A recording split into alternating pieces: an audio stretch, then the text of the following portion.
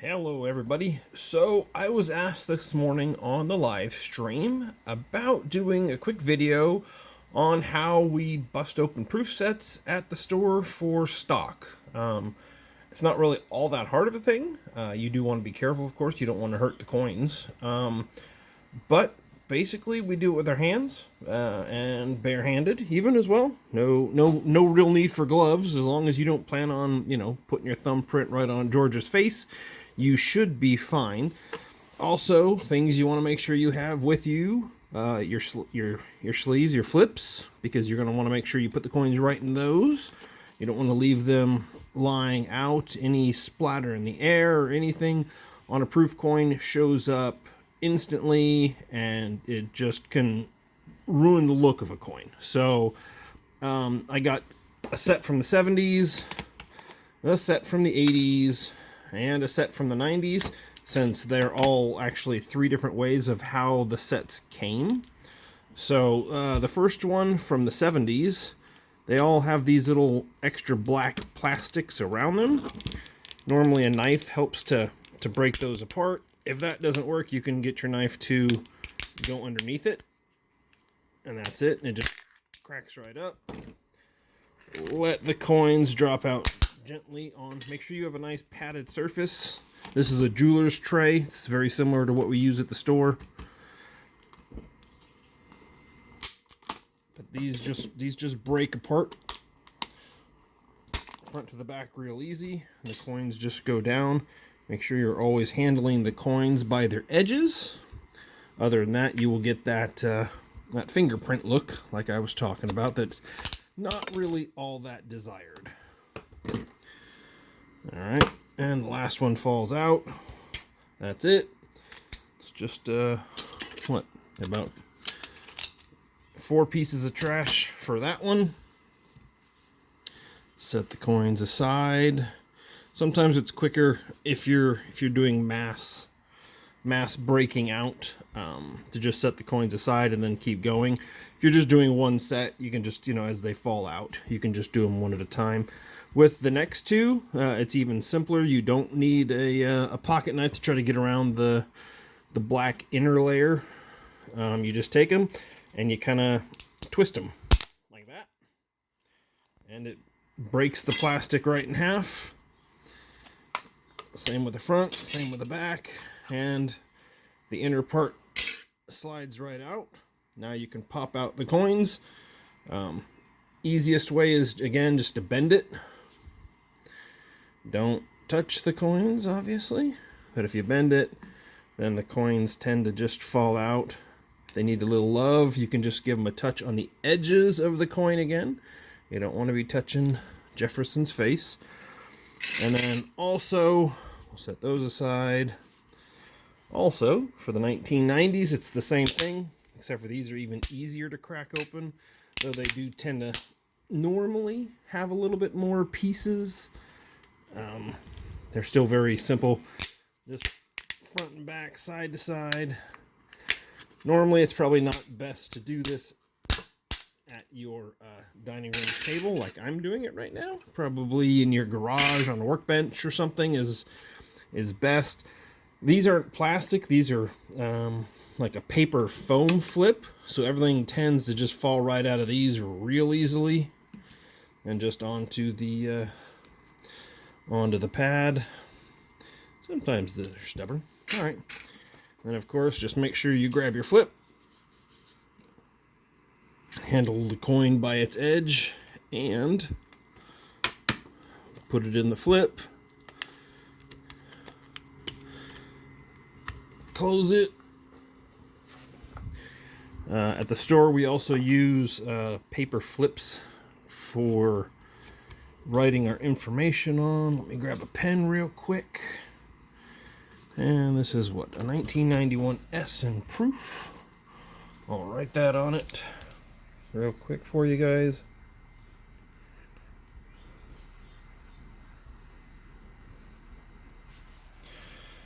Oh, that pen died. Okay, let's try that again. How about you? Oh, that's much better.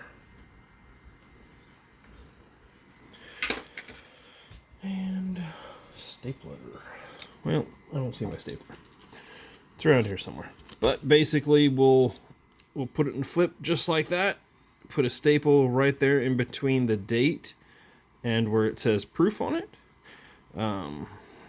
If it happens to be a silver coin, we'll also write silver down here at the bottom if we need to break open a silver proof set to make those. We tend to normally buy the years as they're going, and we normally break out some of the, the 2020s, 2019s during that year, because people are going to want those just specifically if they only collect the $50 and such for their books.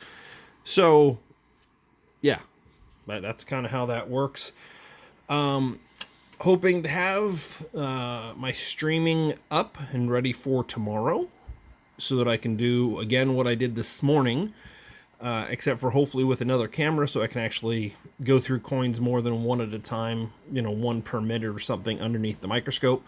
The microscope's more meant for, looking at those finer details of coins. It's kind of slow. It's a hefty old lunker of one. It's not just a little dinoscope. So it's an actual microscope with the little glasses, where you put your eyes up to. But I also have the adaptive camera for it. So, yeah, so hopefully y'all come out tomorrow. I'm going to set up that stream again so that we can do another, looking at some coins, another Q&A. Like to do that maybe every single day. It seems like fun in the mornings. There doesn't seem to be very many people on doing coin things early in the morning. So it would be nice to just wake up, while everyone else is maybe still a little bit asleep, and have a good chat and have some fun with everybody. For this video, I figure I'll give something away. Why not? So I'm going to give away the 1991 proof set. I'm going to flip it all up nice and pretty, just like this. All 5 of the coins, I'm going to flip them up. To win, all you got to do is leave a comment below. And that's it. And then I'll use one of the random YouTube comment picker things in one of the streams tomorrow or the next day or something, so everybody can see who wins, and then I'll get that sent out to you. So hope this was educational. I believe it was Archaeology Mikey who asked for this video, but then I told my dad I was going to make it, and he's like, oh, I gotta watch, I want to know how to do it, because I guess he cuts them out on the bandsaw. So that's another way to do it. Not recommended by me, but it's a way to do it if you have a bandsaw and you're looking to, yeah, it's a lot easier. Use your hands. If you're worried, you can use like thin leather gloves, to possibly protect your hands. But if you're not really all that worried about getting a little cut possibly from the plastic, you can just use your bare hands. As you can see, it does leave a little bit of mess of little pieces of plastic as well. So just make sure to clean up your area when you're done, and put them into the trash, and make sure it's a place where you're not actually going to be walking barefoot, because you really don't want one of these little slivers poking up in your foot when you step on it. Because one, it's a bear to get out. I know, I had to cut the last one out, and yeah, it hurts. So, yeah, anyways, hope you guys all enjoyed, and I will see you guys in the next video, probably more the next stream tomorrow. I'm going to work on getting some penny machines set up so that I can do videos of those. Not 100% sure how well they would go over on a stream, because I might be able to put together different videos and angles to show you stuff versus have to constantly move a camera in stream. It's not gonna be the best. So I will try to get out a video or two over the next week about some of the easily accessible machines. Some of them are buried deep in the garage because I really didn't have any plans on using them, and yeah, they're buried. So I will talk to you guys later, hopefully tomorrow morning, and I hope you guys have a great rest of your afternoons and evenings.